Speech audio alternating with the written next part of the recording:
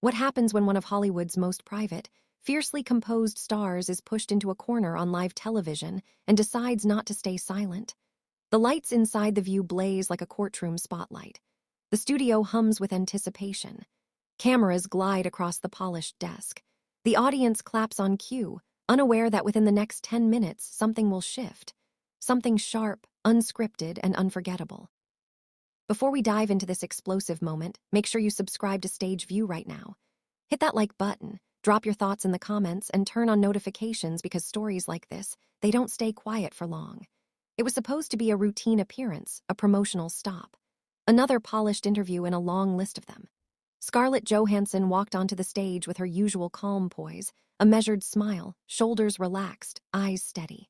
She had done this hundreds of times before. Red carpets, press junkets, late-night couches.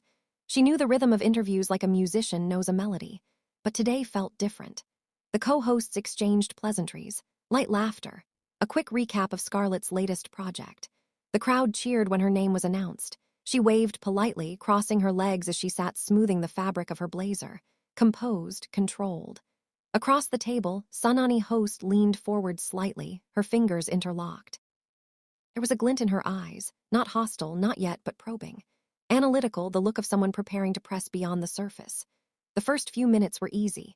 Questions about her career evolution, balancing motherhood and fame, the challenges of navigating Hollywood as a woman. Scarlett answered thoughtfully, voice measured. "I've learned to separate the noise from what actually matters," she said softly. "It's easy to get lost in expectations." The audience nodded along. Sunny tilted her head. "Don't you think," she began, voice smooth but edged with something firmer, "that sometimes separating from the noise can look like avoiding accountability?" The temperature in the room shifted subtly but unmistakably.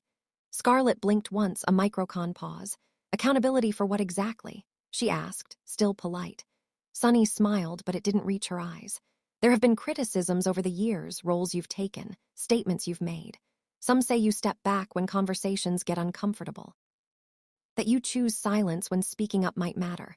A murmur rippled through the audience. Scarlett's posture stiffened, barely perceptible, but real. She inhaled slowly. "I don't believe silence always equals avoidance," she replied. "Sometimes it means you're choosing to process rather than perform." The tension began to coil. Sunny leaned in further. "But isn't that a privilege to process privately while others are demanding immediate change?" Some would argue that public figures, especially powerful ones, don't get that luxury. There it was. The word powerful hung in the air like a challenge. Scarlett's smile faded. Not dramatically, not theatrically, but enough that anyone watching closely would notice. Her eyes sharpened. "Are you asking me?" she said evenly. "Why, I don't respond to every social media storm within the first hour." A few nervous laughs from the crowd. Sunny didn't laugh. "I'm asking whether staying neutral protects your brand more than it protects the people affected." The audience went quiet. You could almost hear the studio lights buzzing.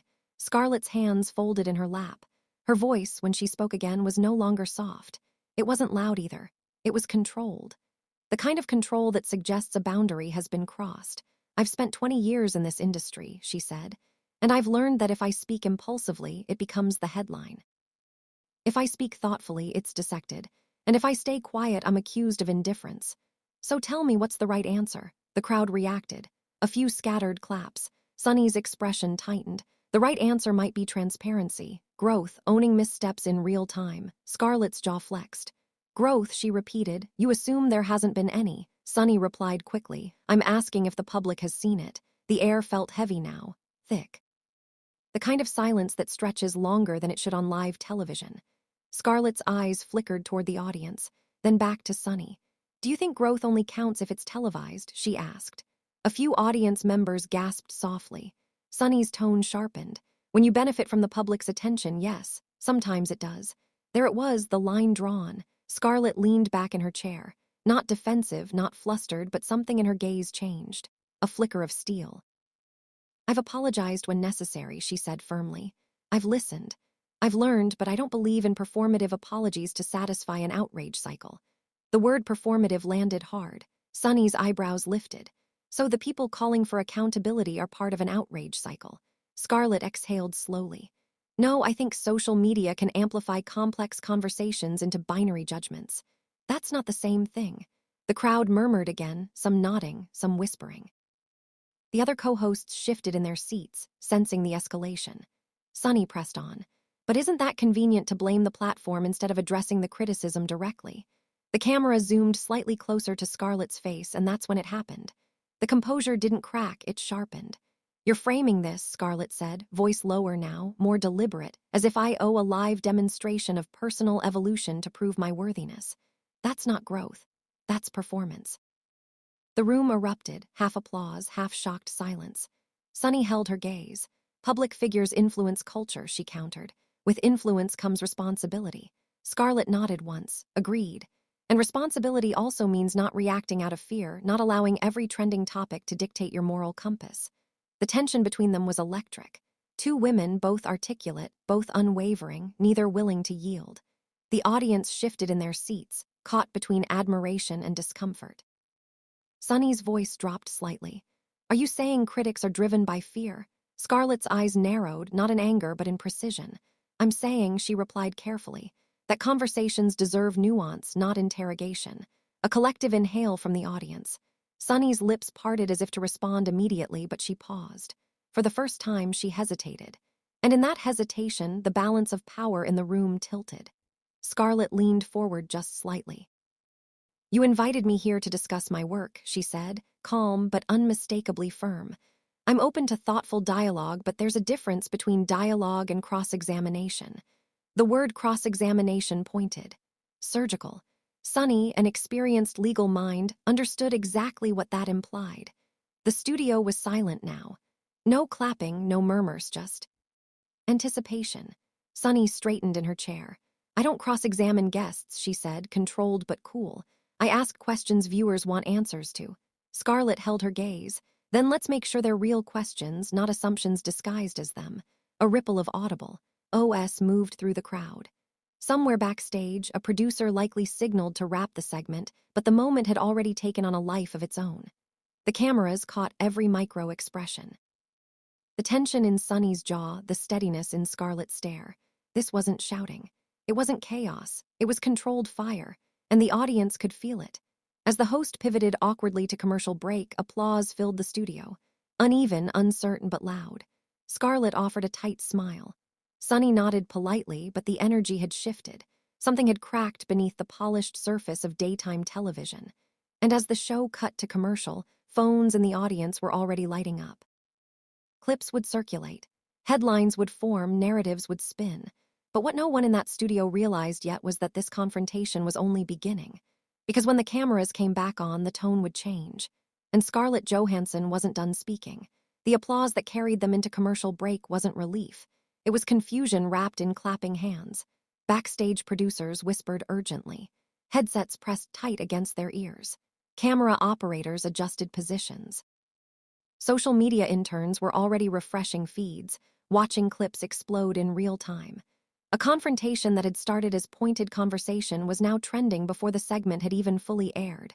At the desk, during the brief off-air pause, the smiles disappeared. Scarlett Johansson sat still, hands folded, gazed steady on the glossy surface of the table. She wasn't flustered.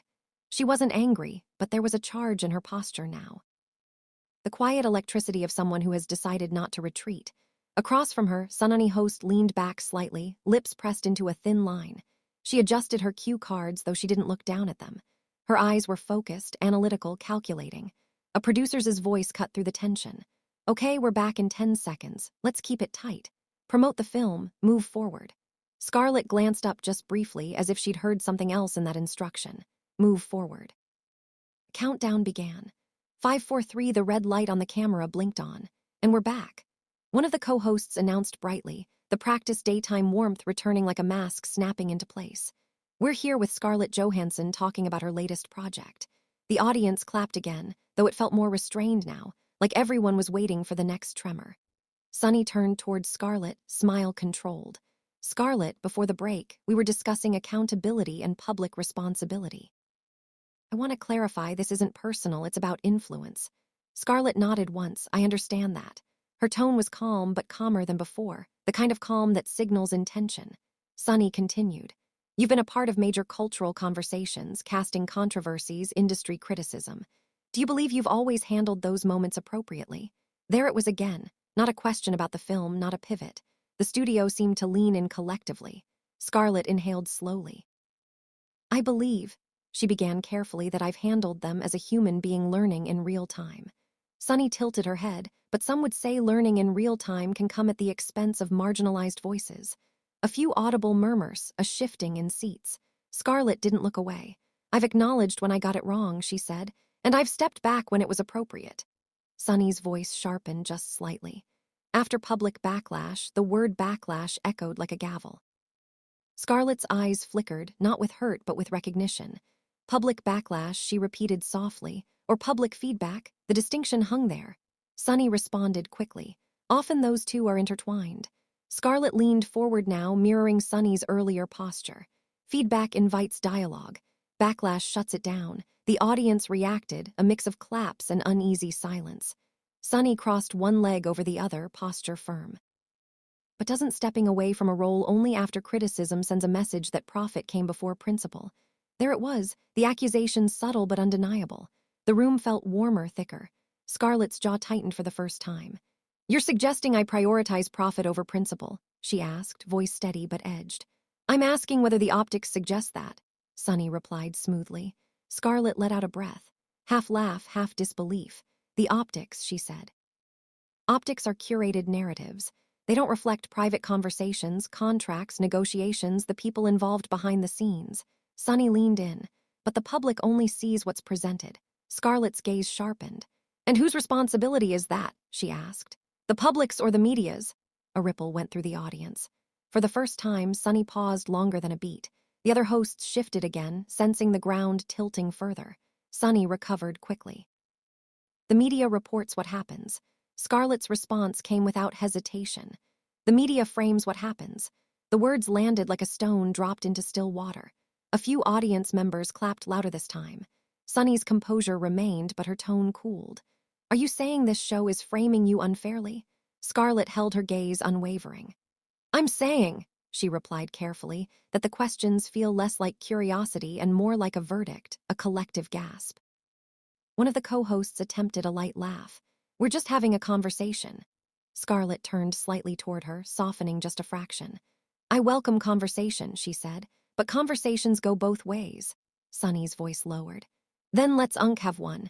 Do you regret taking roles that many believed you weren't suited to represent? Direct. No cushion. The studio went completely silent. Scarlett's fingers interlocked tighter in her lap. Regret. It's a dangerous word. I regret, she said slowly, choosing each syllable like stepping stones, that the industry often lacks inclusive opportunities. I regret that discussions around representation become attacks instead of collaborative solutions. Sunny interjected. But do you regret your choice? Scarlett's eyes flashed, not wildly, but with something unmistakably fierce. I regret that complex creative decisions get reduced to headlines, she said, and I regret that growth is never enough once you've been labeled. The audience erupted, louder applause this time, some people rising slightly in their seats. Sunny didn't back down. Labels exist because impact exists. Scarlett nodded once. An impact should be discussed thoughtfully, not weaponized. The tension was no longer subtle. It was palpable. Sunny leaned forward again, voice firm. No one is weaponizing anything. We're holding space for accountability. Scarlett's response was immediate. Accountability isn't humiliation, she said. A sharp inhale from the crowd. For a split second, Sunny's composure cracked just barely. A flicker in her eyes, humiliation. Sunny repeated. Scarlett didn't raise her voice. She didn't need to. When questions are framed as moral indictments rather than inquiries, she continued, it creates an atmosphere where the answer doesn't matter. Silence, heavy, charged. The other hosts were visibly uncomfortable now. One glanced toward the producer. Another shuffled papers that didn't need shuffling. Sunny straightened. If you feel indicted, that's not my intention. Scarlett nodded once. Intent and impact aren't always aligned. The irony of that statement in this very conversation wasn't lost on anyone. A few audience members let out quiet wow whispers. Sunny folded her hands on the desk. So what would accountability look like to you? Scarlett paused. This time it wasn't hesitation. It was calculation. It looks like listening without defensiveness, she said. It looks like admitting mistakes without being branded irredeemable. It looks like evolving without being forced to perform that evolution on demand. The applause was stronger now, more unified. Sunny's jaw tightened slightly, but public trust requires visibility.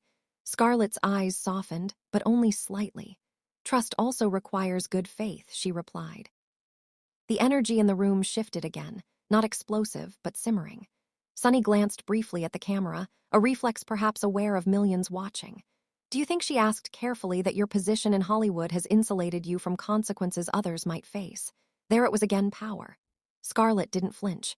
My position, she said evenly, has exposed me to scrutiny that most people couldn't imagine. Sunny responded instantly. Scrutiny isn't the same as systemic disadvantage. The audience reacted. Some claps, some murmurs of agreement. Scarlett nodded. I never claimed it was. The exchange was no longer about one role or one headline. It had become ideological, responsibility versus individuality, public duty versus private humanity. The clock was ticking, but no one dared cut it yet. Sunny's voice softened, but only in tone, not in intensity. People looked to you as an example. Scarlett's response was quieter than anything she'd said so far. I'm an actor, she said, not a moral compass. The words echoed. Some audience members clapped. Others stayed silent. Sunny met her gaze steadily. Influence doesn't ask permission. Scarlett leaned back slightly, exhaling. Then maybe we need to redefine what we expect from influence, she said. The tension was no longer sharp. It was layered, complex, human. And then, just as it seemed they might pivot, Sunny asked one more question. Do you believe, she said, voice measured, that you've ever benefited from stepping into spaces meant for others? The air vanished from the room. Scarlett's expression didn't change, but her eyes, they hardened, and for the first time there was no immediate answer. Not because she didn't have one, but because the next words would determine everything. The cameras rolled, the audience held its breath, and Scarlett Johansson prepared to fire back, not defensively, but decisively. To be continued. The silence stretched so long it began to feel intentional. The cameras were still rolling. The studio lights burned hotter than before, and in that suspended moment, every eye in the room was fixed on Scarlett Johansson. Sunny's question lingered in the air like smoke. Do you believe that you've ever benefited from stepping into spaces meant for others? It wasn't shouted. It wasn't dramatic in tone, but it carried weight, cultural weight, moral weight.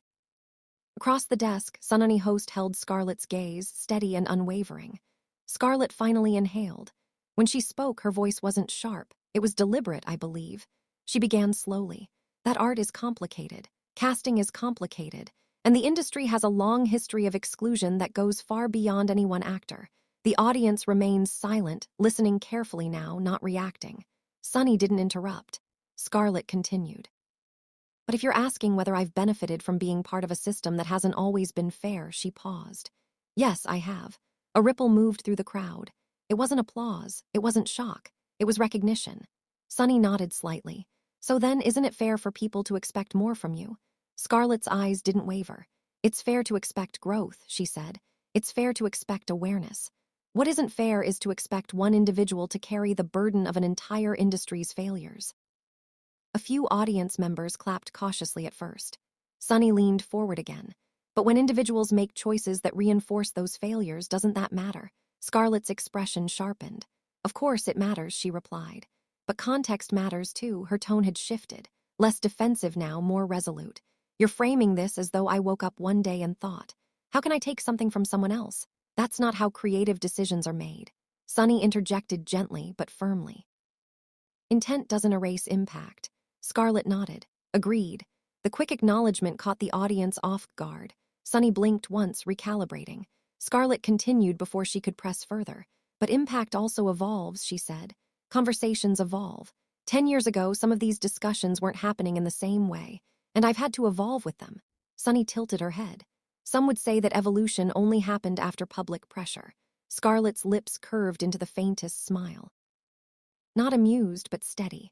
Public pressure is often how society evolves, she said. That doesn't make the growth less real. The audience murmured louder this time.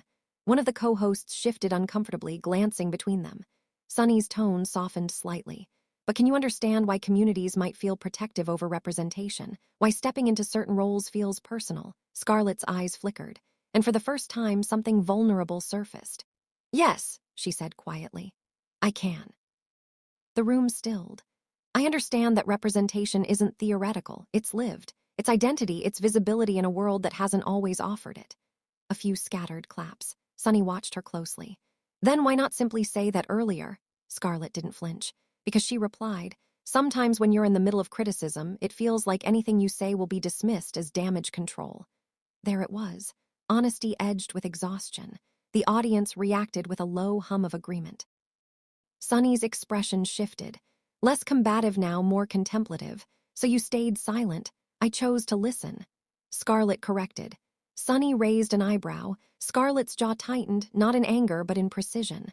Listening doesn't always come with a press release, she said. A ripple of soft laughter moved through the audience. Sunny pressed on, but visibility matters. Scarlett leaned forward again, matching her intensity. And so does sincerity, she replied. If I make a statement just to satisfy a news cycle, does that actually serve the people you're talking about, or does it serve the headline? The studio fell quiet again. Sunny's fingers tapped lightly on the desk. A subtle tell. You're suggesting the media is part of the problem.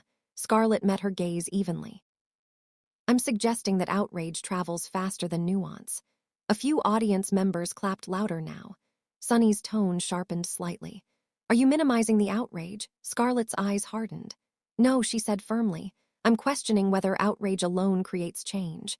The words hit differently. The audience leaned in, caught between two powerful arguments colliding in real time. Sunny folded her hands together. So, what creates change? Scarlett didn't hesitate this time.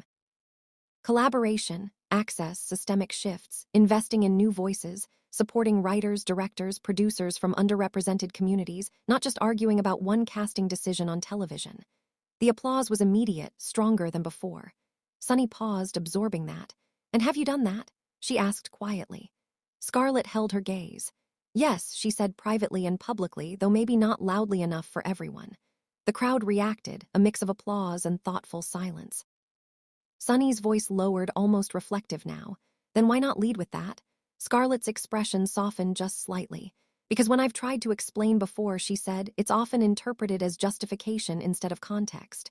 There was no sarcasm in her tone, only weariness. The tension in the room began to shift. No longer a battle, but a reckoning. Sunny leaned back slightly. You understand why people feel hurt? Yes, Scarlett answered without hesitation. And you understand why they question your choices? Yes, Sunny nodded once. And yet, she added, you still believe you were treated unfairly. Scarlett's eyes flickered, that steel returning. I believe, she said carefully, that criticism is fair. Condemnation without conversation isn't a beat. Sunny held her gaze. The audience was silent again, but this time it felt different. Not tense, focused. One of the co-hosts finally interjected gently. It sounds like what we're really discussing is how public figures navigate evolving standards. Scarlett glanced toward her and nodded slightly. Sunny didn't look away. Standards evolve, Sunny said, but harm doesn't disappear because standards change. Scarlett responded softly. Neither does growth. The two women sat across from each other. Not enemies, not allies, but participants in something larger than either of them. Sunny's voice softened further. Do you think, she asked, that you would make the same decisions today? The question wasn't accusatory this time, it was human. Scarlett paused. No, she said honestly, a collective inhale. No, she repeated, I wouldn't. The room exhaled with her. Sunny nodded once. And that, she said quietly, is growth. For a split second, the tension dissolved, but not completely, because while the conversation had found a sliver of understanding, the undercurrent remained. Power, privilege, perception. And then Scarlett did something unexpected. She leaned forward one final time. But growth shouldn't require public humiliation as proof, she said calmly. The words weren't aimed like daggers anymore. They were boundaries. Sunny considered that the silence that followed wasn't hostile. It was reflective. The audience began to clap slowly at first, then stronger. Not for one side for the conversation, but outside that studio, beyond the applause and controlled lighting of the view. Something else was happening. Clips were already circulating. Comment sections were igniting. Headlines were drafting themselves in real time. Scarlett Johansson clashes live. Sunny Host grills Hollywood star. Explosive exchange on daytime TV. Inside the studio, the segment was wrapping. But the story, it was just beginning to spread, and neither woman fully knew yet how loud the fallout would be to be continued. By the time the show faded to its final commercial break, the studio felt like the aftermath of a quiet storm. No shouting, no slammed fists, no walk-offs, just words, precise, sharp, and deliberate, still echoing in the air. When the cameras finally stopped rolling on the view, the applause came again, polite, professional, but layered now with something heavier. The audience had witnessed more than a promotional interview. They had watched a cultural crossroad unfold in real time. Scarlett Johansson stood, smoothing her blazer once more. Her expression was composed, but her eyes carried the fatigue of someone who had just fought a battle without raising her voice. Across the desk, Sunny Host gathered her cards, posture still dignified, chin slightly lifted. She hadn't backed down. She hadn't softened her stance, but something in her gaze suggested reflection, not regret, but contemplation. They exchanged a handshake. It lasted half a second longer than necessary. Polite smiles, measured nods, but no one in that room believed the story ended there because outside those studio walls, the internet was already on fire. Within minutes, clips of the exchange flooded social media. The moment Scarlett said, "Accountability isn't humiliation," the instant Sunny countered with, "Intent doesn't erase impact." The admission, "No, I wouldn't make the same decisions today." Hashtags began climbing. #Scarlett on The View, #Sunny vs. Scarlett accountability debate. Comment sections split into digital battlefields. Scarlett handled that with class. Sunny asked the questions that needed to be asked. She was cornered. She was evasive. She showed growth. She only admitted it when pressed. Reaction videos began popping up within the hour. Media outlets pushed notifications. Explosive exchange rocks daytime TV. Opinion pieces drafted themselves before the episode even finished airing on the West Coast. Inside her car, leaving the studio, Scarlett stared out the tinted window as Manhattan blurred past. Her phone vibrated nonstop, texts from publicists, missed calls from her team, messages from friends. "Are you okay? You were incredible. Brace yourself. It's trending." She exhaled slowly. This wasn't new to her. Scrutiny headlines, think pieces dissecting tone and posture and phrasing. But today felt different. Not because she had been attacked, because she had answered. And across town in a quiet dressing room, Sunny sat alone for a moment longer than usual. A producer knocked lightly. "You good?" Sunny nodded, "I'm good." But her mind replayed the exchange. Not defensively, not triumphantly, but analytically. Did she push too hard? Did she push hard enough? Was it confrontation or necessary accountability? Her phone buzzed, too. Messages from colleagues praising her firmness. Critics accusing her of ambush tactics. Supporters applauding her refusal to soften. The conversation had escaped the studio. Performative guilt. That evening, cable panels debated the debate. Commentators slowed down footage frame by frame, analyzing Scarlett's tightened jaw, Sunny's raised eyebrow, the micro-conned pauses between responses. Body language experts weighed in. Crisis PR strategists posted threads. Former co-stars were asked for comment. The narrative splintered into 1,000 interpretations. Some said Scarlett had finally demonstrated maturity, acknowledging past missteps without surrendering to. Others argued she deflected, reframing systemic harm into philosophical debate. Some praised Sunny for holding Hollywood accountable. Others accused her of staging a courtroom instead of a conversation. But beneath the noise, something quieter emerged. Clips of the moment where Scarlett said, "I wouldn't make the same decisions today," began circulating separately, stripped of tension, reframed as growth. Clips of Sunny saying, "And that is growth," gained traction, too, highlighting that the exchange had not been pure hostility. Suddenly, the narrative wasn't just clash, it was complexity. The following morning, headlines shifted tone. Scarlett Johansson acknowledges evolution on live TV. Sunny Host sparks nuanced debate on representation. Daytime TV delivers unexpectedly deep cultural dialogue. What had begun as tension transformed into something larger, a mirror reflecting how culture grapples with change. Scarlett released no immediate statement. Neither did Sunny. And that silence, intentional mutual, spoke volumes. Because this time there was no apology drafted overnight. No defensive Instagram essay, no backtracking tweet, just the conversation itself. Raw, imperfect, unfiltered. Days later, when paparazzi caught Scarlett outside a studio, a reporter shouted. "Any regrets about The View?" She paused, a small smile. "No," she said simply. "Conversations are uncomfortable. That doesn't make them wrong." Across another microphone line, Sunny was asked if she felt the interview went too far. She responded calmly. My job is to ask questions. Growth comes from answering them. The clip went viral too, and somewhere between the hot takes and the hashtags, something unexpected happened. People started talking not about Scarlett versus Sunny, but about accountability itself. What does it look like? Who defines it? When does critique become condemnation? When does defense become deflection? The audience that once sat quietly in that studio now debated those questions in classrooms, podcasts, living rooms. It wasn't explosive in the way tabloids love. It was explosive in the way ideas are. And that's what made it powerful. The tension between public expectation and private growth didn't disappear after that episode. But it had been spoken aloud, not in tweets, not in anonymous comment threads, but face to face.